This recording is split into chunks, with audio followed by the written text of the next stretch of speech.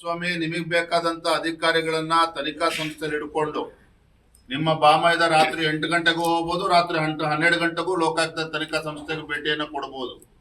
ಯಾರು ಏನ್ ಬೇಕಾದ್ರೂ ಮಾಡ್ಬೋದು. ನೀವು ಮಾತ್ರ ರಾಜ್ಯದ ಜನತೆಗೆ ಬಹಳ ಪ್ರಾಮಾಣಿಕ, ನಾನು ಯಾವುದೇ ಒಂದು ಅಕ್ರಮ ನಡೆದೇ ಇಲ್ಲ ಅಂತೇಳಿ ಬಿಂಬಿಸ್ಕೊಳ್ತಕ್ಕಂಥ ಪ್ರಯತ್ನ ಯಶಸ್ವಿಯಾಗಿ ಮಾಡಿಕೊಂಡು ಅಕ್ರಮಗಳನ್ನ ಮುಚ್ಚಾಕ್ತಕ್ಕಂಥ ಕೆಲಸ ಮಾಡ್ತಾ ಇದ್ದೀರಿ.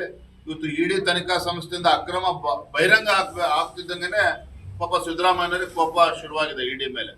ಆದ್ರೆ ಸತ್ಯನೇ, ಅದನ್ನು ಮುಚ್ಚಿಡೋದಕ್ಕೆ ಸಾಧ್ಯ ಇಲ್ಲ.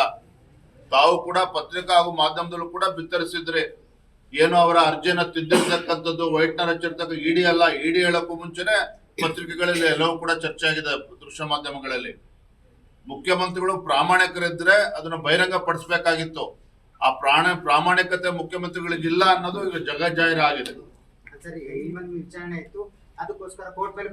ನ್ಯಾಯಾಲಯ ಇದೆ ನೋಡಿ, ನ್ಯಾಯಾಧೀಶರೇನಿದ್ದಾರೆ ಯಾವುದೇ ಒಂದು ಪ್ರಭಾವಕ್ಕೆ ಒಳಗಾಗದೇನೆ ಯಾವುದು ಸತ್ಯ ಅಸತ್ಯ ಅದನ್ನ ಹಿಡ್ಕೊಂಡು ಅವರು ತೀರ್ಪನ್ನು ನೀಡ್ತಾರೆ. ಕಾಯೋಣ ಅದ್ರ ಬಗ್ಗೆ.